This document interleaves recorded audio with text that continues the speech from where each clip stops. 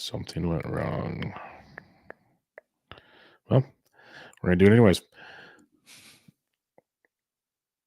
There we go. And welcome back to another episode of the Always Pressing PGA DFS podcast, previewing the 2024 Houston Open. I guess it's the Children's Hospital Houston Open. They changed the name again because that's what we do with all these events these days. And, it was a fall event. Now it's a spring event. So who knows what's going on. It's the fun of the PGA Tour. Bright side is we're getting very close to the Masters. And that's all that really matters in this name of the game. You can find me on Twitter at BDentric, the podcast at Always Press DFS, and my co-host, as always, on Twitter at DFS Golf Gods. Jesse, how we doing, man? I'm good. How are you? I'm doing well. A little day later because for good reasons, personal stuff, but good reasons. So, I'll go around these parts. Golf past weekend, Pete Malnati 700-1. I saw like 300, but still, I mean, I don't even know what to do. I mean, it's like impossible to bet golf these days unless Scotty Scheffler's playing, which he is this weekend. Which he is, and he's like 3-1 or something last time I saw. It's less than that now. Yeah. Oh, sweet. So we'll go over that because when I looked at it yesterday, it's 3-1. I'm like, good Lord, like that's just crazy. But is it really? Is the question? Yeah, right. As good as he's played, right? But I got Malnati did his thing, bucket hat and yellow balls for all those 22 handicaps on the public courses. You guys should be pumped right about now. We have a guy on our place that wears bright polo shirts and bright golf balls that match, and I call him the human highlighter. He's not a fan of that, but I said if you dress like that, you're going to get that. So that's kind of the world you're in. Malnati's in that ballpark right about now.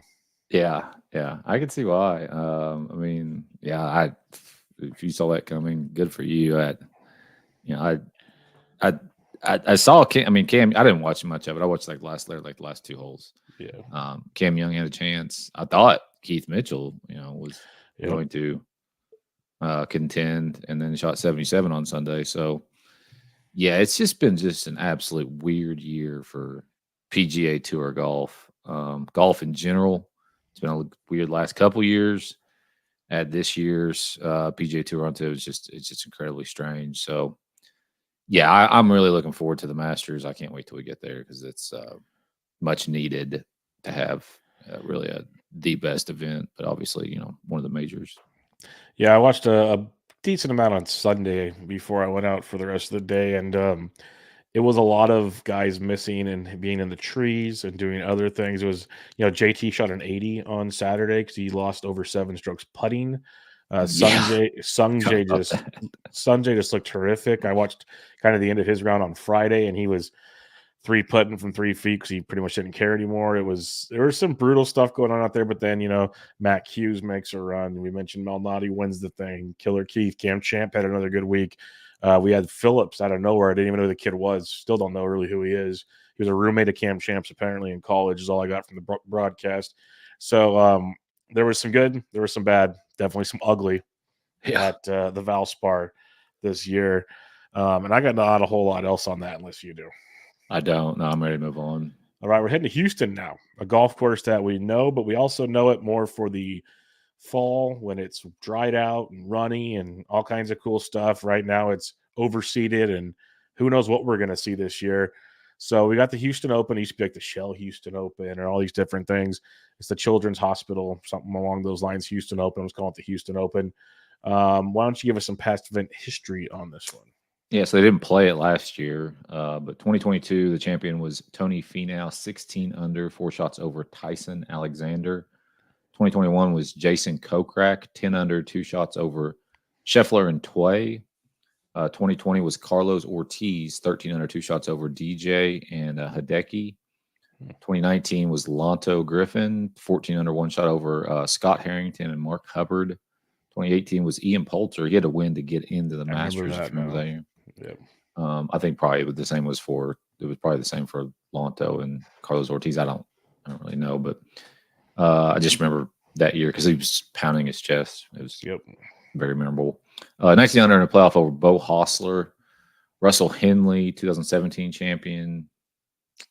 That's pretty much all that probably needs to say. Anthony Kim, 2010 champion. There we go. AK. AK. Different looking AK then. Yeah. But yeah, no, yeah, this was like the precursor to the Masters, then it shifted to the fall. I believe this used to be when we had the Dell Match Play. That's obviously gone. Yeah, it would have been this weekend, This would have right? been the match play, and they play the one runner up before the Masters thing. I So mean, this would have been why the get match rid play. of the match play? Especially when now you look at the Zurich team event, like Rory and Lowry, like all these big names are playing in it now.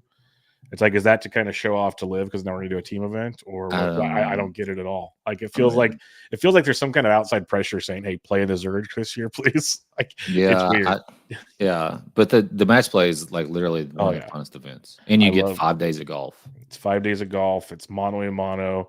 We've talked about it a million times. Like Yeah, that's and my that golf favorite course is format to so play. awesome. Like that It's perfect Austin for Country match Club. play. Perfect for match play because it's got like the risk reward all over the place, which is the total match play yin and yang Yes, to it. It's freaking perfect. Just kill it though.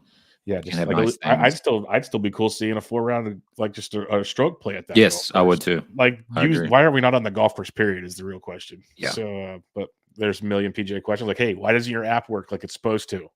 You guys just got billions of dollars. Figure it out. Like this is beyond baffling. I thought it was funny because I think it was the last episode when I joked about Shot Tracker can't make it out of the country, and then here we go. We got. I know that was on a different show I was doing, but it was about this. We were talking about how baseball was able to get StatCast in Korea for 2 games, but can't have it in every spring training game. It reminds me of the PGA Tour can't somehow get their stats out of the country. It's mind-boggling. Then their app goes down this week, so screw them. It's absolutely amazing. Golf course. We have seen this one many times. Memorial Park Golf Course, Houston, Texas. It's a public course. If anybody's curious about that, Tom Doak renovated it in 2019. People know Doak quite well, and if you're an architectural person of golf. Par 70, 7,435 yards. If you go and play it in the public, it's a par 72. 2 of the par 5s, they make longer par 4s. So it's a lengthy course. A par 70 at 7,400 yards is very, very lengthy. There's water and hole on about 3 or 4 holes, not too crazy. Minimal bunkers. Most of them come at the end of the golf course, the last few holes, with 23 bunkers total. But it used to be kind of you had to hit the fairways, the rough was penal, all these kind of things.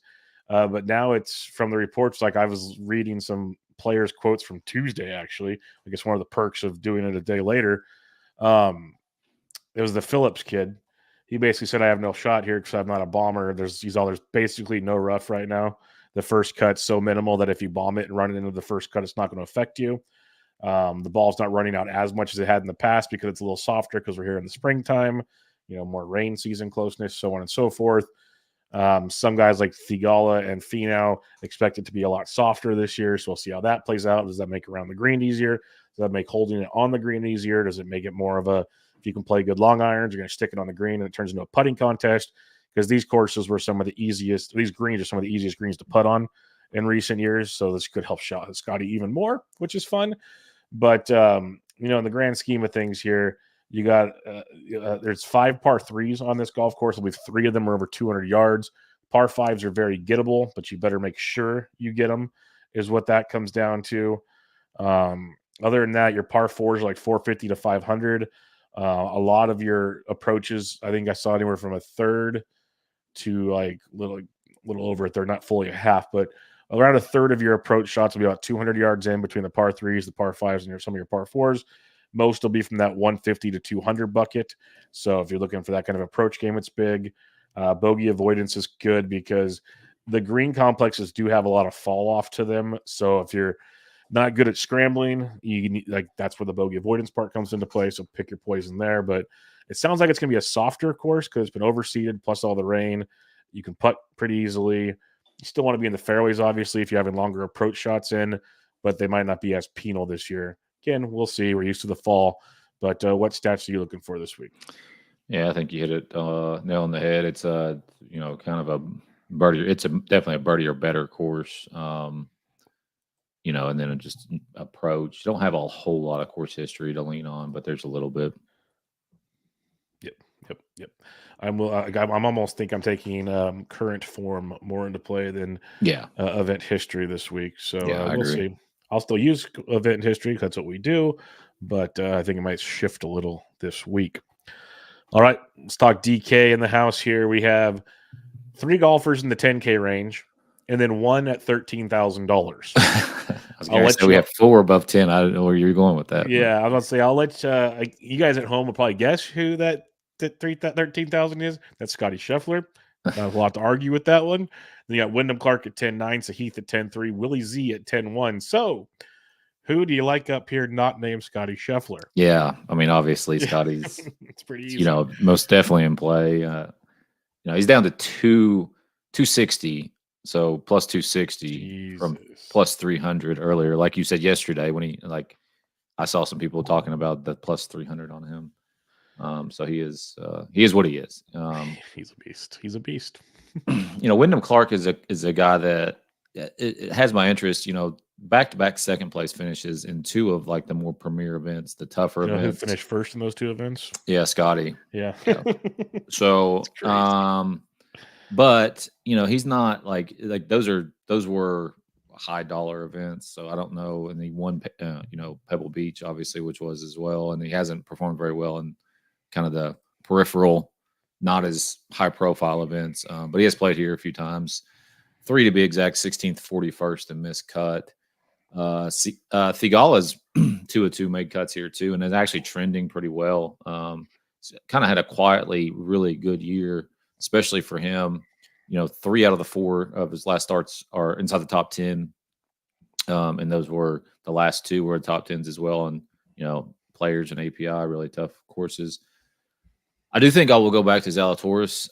He missed the cut at the Players Championship, but before that was playing really, really, really, really well. So I mean, it's pick your poison up here. This is, obviously Scotty's the guy, but if I'm dipping down a little bit here and maybe not wanting to spend as much on a top guy, I think Zalatoris would probably be my pick, just based on potential ownership, come off the miscut kind of thing. But I wouldn't talk anybody out of playing any one of these 4 guys.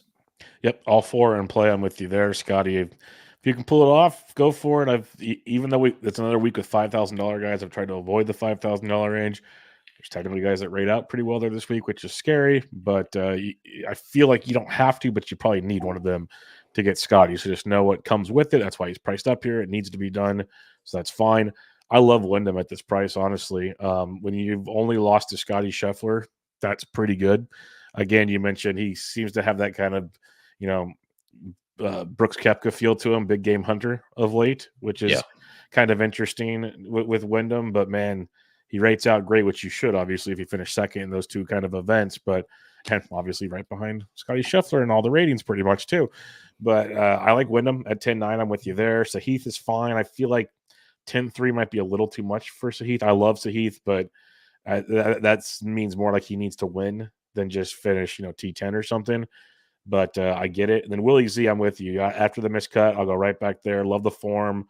He can swing it here just fine. He's never played here, but there's a lot to like here with Willie Z. He's second from 175 to 200. If you're looking for anything specific, his par 4 scoring has not been ideal, but again, small sample as he's just getting back into things. So outside of Scotty, I'd still probably pay up for Wyndham if he can do it.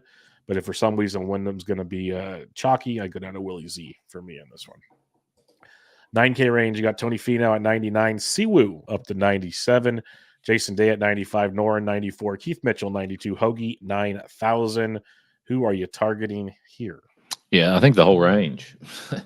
It's a really good range. Obviously, you got the defending champion in Finau. Siwoo's coming in, playing very well off a 6th place finish at the Players Championship. Jason Day has made 3 out of 3 cuts at this event, with the 7th place finish being his best start in 2020 at this golf course too. And hasn't, he's been playing pretty solidly since the beginning of the year. Noren has got really good form coming in, 4th place finish here last year. Keith Mitchell should have won last week, shot 77 on Sunday, and finished 9th here in 2022. Anytime you hear me say last year, that was 2022. They didn't have it last year. Just by the way, I'll probably say that several times.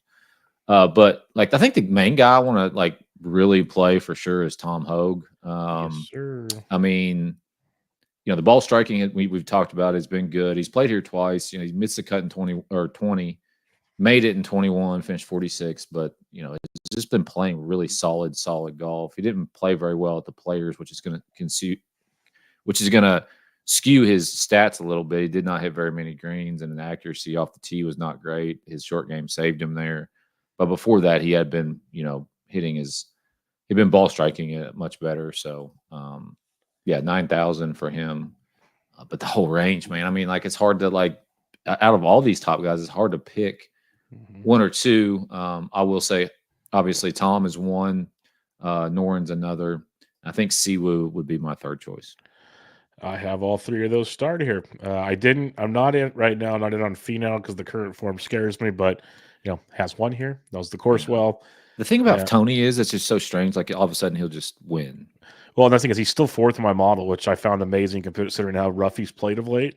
So it tells you it's his putting because he's 123rd in this field in putting. Everything else rates out beautifully. So that's probably a guy you should play because all it takes is one good putting week, and this is your easier greens to putt on.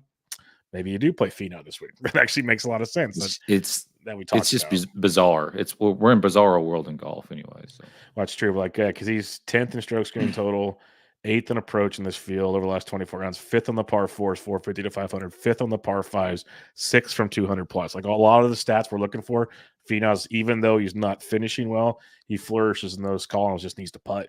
So, you might be talking me onto some Finau on that one. That's actually an interesting angle to look at there. I do no, you're fine. No, you're welcome. No, you're fine because it makes sense looking at it now that I literally clicked a lot of buttons here about 20 minutes ago because I was working. So that's good to look at in that regard. Siwoo at 97. He's 15th in the model. I do like him though. He's 7th in strokes gained total, 7th in the par fours. His difference is if you're looking for bombers, he's not a bomber and his putting sucks. But other than that, he plays very well. So I'm with you there. Jason Day, I don't care how good the course history is. I'm just going to avoid it. If he beats me, so be it. That's one guy I will not be on. Alex Noren, I love at 94. At first, I was wondering why so priced up. I know we play him a lot when he's cheaper. Then you mentioned his course history, and that's why Alex Noren is $9,400. Tom Hoge, I'll just keep playing all day long. He's 6th in my model. He's 1st in approach. Around the green's horrific, so you don't really need that though when you're just peppering the flagstick, which helps out a lot. He does everything well. 2nd from 200 yards out, 5th from 175 to 200, 12th from 150 to 175. That's pretty good. And then I'm with you on Killer Keith. I'll go back. He's 3rd in my model. 2nd off the tee, 3rd in approach, 1st from 100 yards out. He's the only person better than Tom Hoge in this field. So it's just a matter of can he putt, because that's one of his weaknesses, 119th in this field, a couple spots ahead of Tony. So if Keith can putt and Tony can putt, they should finish pretty darn well in this event. So zero problem going back to either one of them with you on that one. 8K range, you got Jägerbombs at 89, Hostler at 87. Excuse me. Aaron Rye at 86, P-Raj at 85, Horschel at 83, Dougie Gim at 82, Kitayama 81, Jake Knapp $8,000. Another fun range here, Jesse. Yeah, it's also dust season, I'm sure. Yes, in your neck of the wood. It's dusty around here. At least it was till it started raining today. With me, if you guys can't tell. I really want to, like, maybe you tell me, Jaeger at 8,900, 2 out of 2 made cuts. Both of them were in the fall, obviously. Last couple of years it's been in the fall. 9th place finish here last year. But coming off a miscut, 44th API, miscut, Cognizant. Before that was, playing very well and is kind of falling off here. So I don't know. Aaron Rye, 8,600, 2 out of 2 made cuts at this course, coming off a miscut. The Valspar last week didn't play terribly, just didn't play good enough to make the cut. Billy Horschel, man, I mean, like, I know I mentioned him last week, 12th at the Valspar. He's never played at this event or this course, but miscut to players 9th, Cognizant. So, I mean, if he makes the cut the last 3 tournaments, he's inside the top 15, which is nice. Doug Gim, I will go back to. I know he finished 67th last week. That's because the weight of the world was on him. Everybody wanted to play him. So this is the week to go back to him. And then Jake Knapp for me at 8K there. He's not missed a cut since the American Express. He has a win in there, another 4th place finish. The dude, just a ball striking machine, and like you said, the greens are a little bit. They're not as difficult, so it's not a place that you have to have had some experience like Augusta National or probably even the Players. So, yep. I'm with you. Yeah, Jaeger, I starred, but I'm not in love with, if that makes sense. Like, he's ninth in my model. That's how I feel about it. That's exactly how I feel about it. Like, when you started talking about it, I just laughed. I'm like, these are the exact same thoughts, because I joked about didn't have a ton of time, but like, I went back and forth. I kept looking at Jaeger's profile because I'm thinking, okay, $8,900, just knowledge from as much as we do this. He hasn't been playing that great. So Right. why is he 89? Then I see the kind of event history, pretty good. But then you see, like we said, the recent form has been ugly. Rates out great, but it's over 24 rounds. So that takes into a large account his bad rounds of late. Still rates out well in this field. It's his proximity from 200 yards out is the worst thing he has out of all my stats I'm looking at. He's you know, you look at strokes gained total, he's 24th. Off the tee, he's 14th. He's 8th from 175 to 200. His par 5's 29th. He's just middle of the pack. He's fine. Driving distance 16th. Just whatever you're looking for. I just have a tough time clicking that button right now. So I'm probably not going to be in on Jaeger. We'll see. I'm hoping he proves me wrong. That'd be awesome. I do like Aaron Rye at $8,600. A guy, when we're talking about approach play, 9th from 175 to 200, 41st from 200 plus. Good on the par fours. Like, he can do a lot of it well. Just doesn't drive it far. Putting can be shaky, so we can kind of get that figured out. He'll be good to go. Dougie Gim, I'm 100% with you. These are the kind of weeks where you just keep going back to him. And he's 8th in my model. He's 3rd in strokes gained total. He's 1st from 175 to 200. He's 4th on par 5s. He's 8th on par 4s, 450 to 200. I do like Dougie Gim with you on this. Kurt Kitayama could be fun. He's 7th in my model. He's a guy that can pound it pretty good down the fairway. 200 yards out. He's 9th in the field. Par 4s, he does well. He's just got good overall approach game, actually, because around the green game is the thing that's hindered him the most of late. So I'll take some Kitayama there. And then Jake Knapp is very intriguing. He's 10th in my model. So 8th, 7th, and 10th. Gim, Kitayama, Knapp in my model. Which, does that make you feel warm and fuzzy? Probably not. But if you kind of think about how they played and the courses we're playing, it's a lot of approach games. And that's kind of what they actually do. So if they can stay in the fairway and give themselves chances, these guys can put up some birdies. So I don't mind any of those three in this range. All right, 7K range. I'll just read them real quick. Olson, Hughes, Cam Davis, Griffin, Moore, Bhatia, List, Dietrich, K.H. Lee, Davis Thompson, Montgomery, Ryan Fox, Berger, who had a rough week last week, Joel Dahman, Adam Svensson, Hubbard, and Vic Perez. Who do you like in the 7K range? Start with Taylor Moore at 7,600. We talked about him last week because I think he had won that Valspar the year before. Yeah.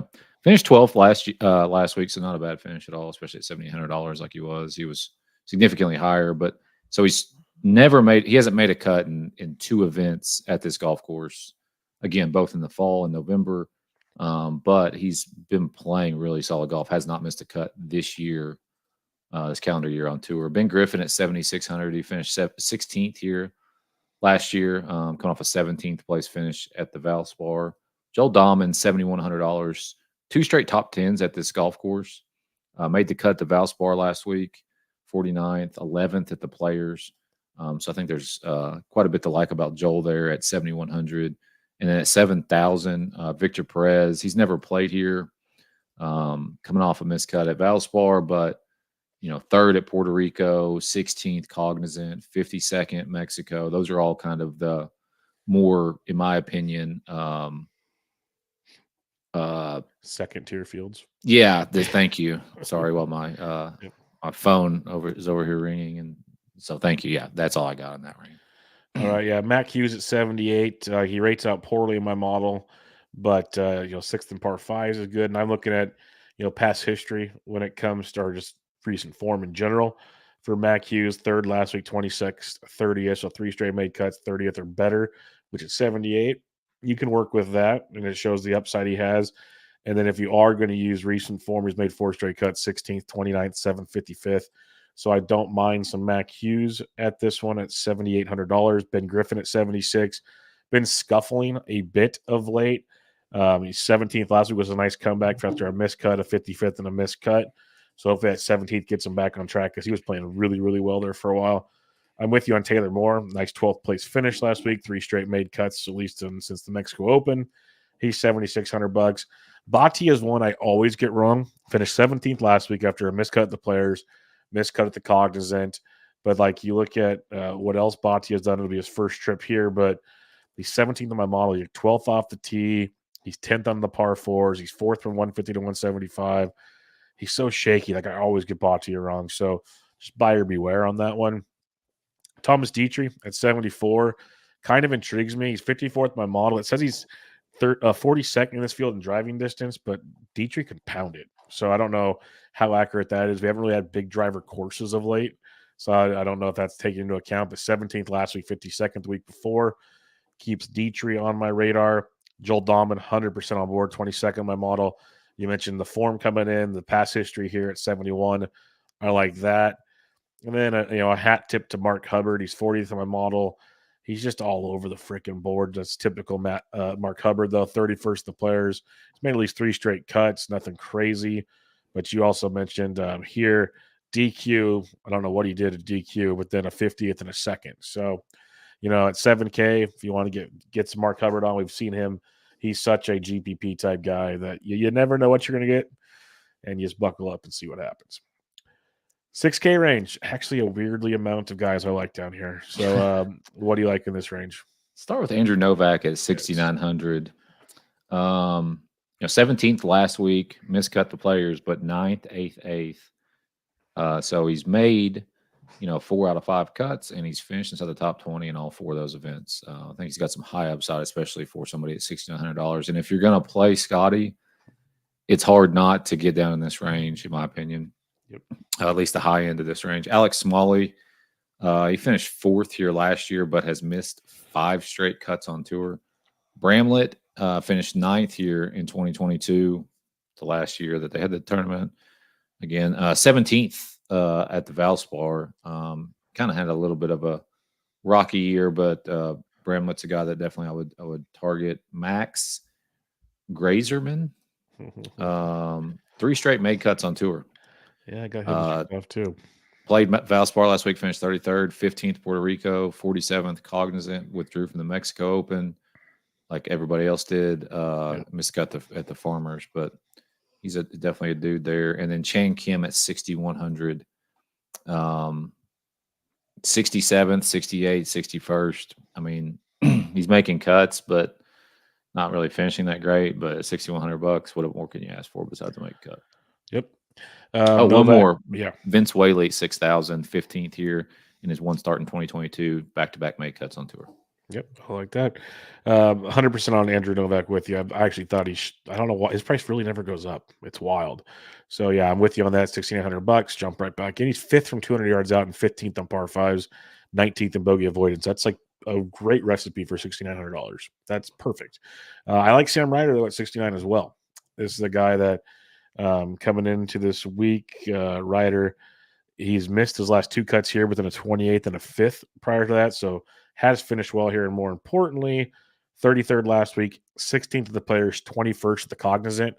Putting some together, like any of those finishes at $6,900, I'm in. So, and if you look at strokes gained totaled over the last, like 5-6 tournaments, him and Ryder are almost identical strokes gained total. So they're both playing some pretty, and Ryder's done it in 2 fewer tournaments, by the way. So I think Ryder and Novak both very strong. I agree with you on Smalley. Current form horrific. Course history good. Speaking of that, that's the great segue to Scott Stallings, who we joked about last week. He came in with 3 or 4 straight missed cuts, and then finishes 12th last week, and he had amazing course history at the Valspar.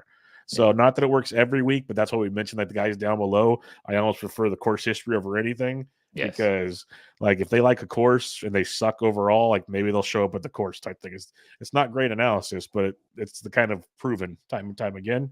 So Scott Stallings, he's coming in with that T12, and he's actually, I think, played decent here if I remember reading it correctly. 61st miscut 80. Yeah, not great. So he's made some cuts. You got Bramlett. I'm with you on that. 9th last year, miscut 74th. Grayson Sigg, miscut here back in 22, but a guy that's 45th last week, miscut 56th, 19th. He's also a good par 5 scorer and can pound the rock. So Sigg's one. Cam Champ, I just can't ignore. 26th at the Valspar, miscut at Puerto Rico, miscut at the Cognizant, 24th at Mexico. That screams GPP play. Went to Texas A&M, miscut 23rd in 2020 at this event. So Champ's kind of interesting. And then just like you mentioned, I had Max Greiserman checked off For his current form, you could say the same thing about Matthias Schmid. He's coming in with a 17th last week, a 26th, and the 10th over the last 3 tournaments. Pretty solid finishes there for Schmid at 6,300. There's Bud Cauley. There's Chris Gotterup. The last guy I'll mention is Garrett Higgo. Missed the cut here last year. I don't understand the price, to be honest, with Garrett Higgo. Withdrew from the Players, 32nd at Puerto Rico, 15th at the Cognizant, 50th in Mexico. If you just look at Higgo's overall stat profile, like he's 38th in my model. He's actually a really good putter. He's 7th in birdie or better. He's 13th in driving distance. He's 6th in the par 4s, 450 to 500. He just plays really well for $6,000. So tournament play wise, I can get behind Garrett Higgo. 5K. Anybody down there you like? Yeah, I mean, there's a few. Yeah. Hayden Springer at 5,900. Keep going. Keep going back to him. Yeah. If my DraftKings or if my labs would load here, I would tell you more about him. You go ahead and let me see if I can get this fixed. Well, I had Springer checked off as well. He's $5,900 this week. Obviously, never played this event, but you look at the recent form from Springer. 72nd last week, 3rd at Puerto Rico, 38th in Mexico. So he's taking care of business at the small tournaments.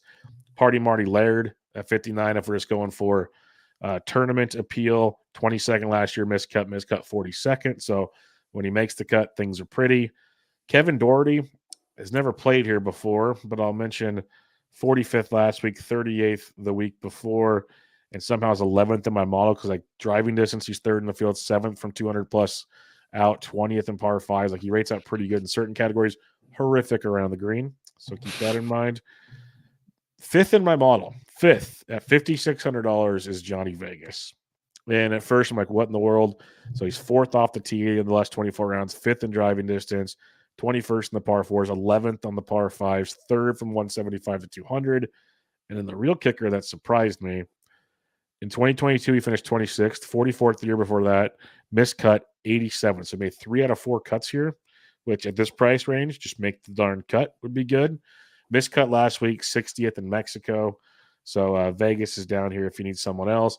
I always look at Patton Kizzire in Mexico or in Texas. He's playing very, very, very bad golf, but Kizzire in Texas is always kind of a thing.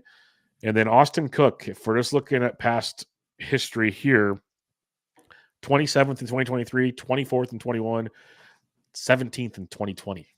Austin Cook, he's a Texas boy. He likes this course. So if you're just going for the full-on YOLO, give me a guy that knows the golf course, Austin Cook at 52. You can say the same for Cole Hammer at 51 if you so choose. But who are you liking down here? I still don't want to go down here, even though I actually named guys this week. But there are options. I'm with you. Obviously, Hayden Springer, you hit on him. Rico Hui is another guy who has made 3 cuts in a row on tour. Parker Cootie. He made the cut last week, 67th, miscut, Puerto Rico, 47th Cognizant, 24th Mexico, 25th Farmers. Patton Kizzire is another guy who got checked off. Lonto Griffin.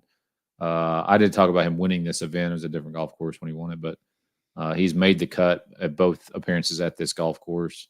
Made the cut in Mexico, missed the cut in Phoenix, had 3 straight before that. I mean, not great finishes. Tyson Alexander finished 2nd here last year. I like Cook as well. And then last but not least for me, 5,200, Rafael Campos. Missed cut last week, but before that was 18th, 38th, 20th. So there's some guys down here with some upside. It's just really, really difficult. Good luck finding the one that actually comes through for the week. Yeah, that's the fun part. Yeah. All right, let's recap things. 10K range. I said 10K for a reason, Jesse. 10K range. Who do you like? I'll say Zalatoris. Yeah, I'll go with Wyndham. 9K range. I'm going to say Alex Noren. I'll go Tom Hoagie, but I think Noren's might be the sneaky. Well, I say sneaky. Nothing's sneaky anymore, so I don't know why I say that. 8K range. Gim. I will go with Kitayama. 7K range. Moore. So just like boom, boom, got them all dialed in. I'll go with Mackenzie Hughes. 6K. Novak. Yeah, Novak's a good one. To be different here, I will go with Matty Schmid. Give me Matty Schmid at 63. And then if you had to pick one 5K guy, who you rolling with? Campos. I don't mind that. I'm going to say Austin Cook just to say if you're going to punt, you might as well punt down here. That's the way I see it. If you're going into the 5K range, go into the 5K range would be my 2 cents. If you're playing cash this week, where would you start things out? Yeah, I don't think this is a terrible week to play cash for sure. Gim, Knapp, and Taylor Moore. Yeah, I would look at that's a good start. I'd say Knapp, Hoagie, and Moore's probably a good call. I'll say Knapp, Hoagie, and Dahlman to be different. So if you kind of put our picks together, you might have a cash lineup. So hopefully it does well for you. Tournament lineup, where are you looking? Scheffler, Novak, and Jaeger. I'll go Siwoo, Norin, and to be different, I'll say Ryder. So Siwoo, Norin, and Ryder, and you can piece in the middle pieces for both our lineups in that scenario. All right, Jesse, who you got winning this darn thing? Not named Scotty Scheffler at 2.6 to 1. Yeah, it's rough. I mean, Tony Finau 25 to 1 in my opinion. Past winner. Obviously we know he can hopefully potentially maybe one day fix his putting woes. Maybe this is the week. So 25 to 1 in my opinion is pretty good value on him. Hogue at 45 is not terrible. And then another more long shot probably need to get up in the 300 range. I was trying to look at normal. I'm like, I should just scroll down. We know how this works nowadays. What's would be interesting is Cam Davis 100 to 1. So Cam Davis, last time we saw him, he shot 79.82. At the last event he played. So I mean, 100 to 1 on him in this field is, in my opinion, is got some value there. It's just really, really difficult to click on any of these other names that are lower than him because obviously they could win, but who's it going to be? I don't know. Yeah, that's pretty rough. Just for S's and G's, give me Matty Schmid plus 125 to top 40. I'll just parlay that with Scotty Scheffler to win. No, I'm just kidding. And see what Sam Ryder plus 115 the top 40. That seems like some fun to me. But some other guys like Keith Mitchell at 35, I think, has a decent number for Killer Keith. But yeah, if you want to go down the list here, I don't feel warm and fuzzy about most of these guys. Cam Champ at 90. We've really seen him win before, so we know he can win. And he's actually kind of coming back. He was in the leaderboard for a while last week. So how Cam Champ works. He might go off the map on Thursday this week, and that just happens. But he's also showed life, so I don't mind that at 90. And Vic Perez is good, but I don't know if I can put money behind Vic Perez. It's just tough. Like you're saying, you start scrolling down here going, okay, someone's going to win from down here. Like, holy crap. Especially with Scotty Scheffler in the field. Yeah, it's true. Usually it's not a Scotty field. But what was that other top 40 besides Schmid? Sammy Ryder. Is plus 115. I'm just looking for those cheap guys to make the cut that are plus money because I like my top 20s, but top 40 is essentially, okay, just make the cut and see what happens. Yeah, and you got to go deep in the player pool for that one.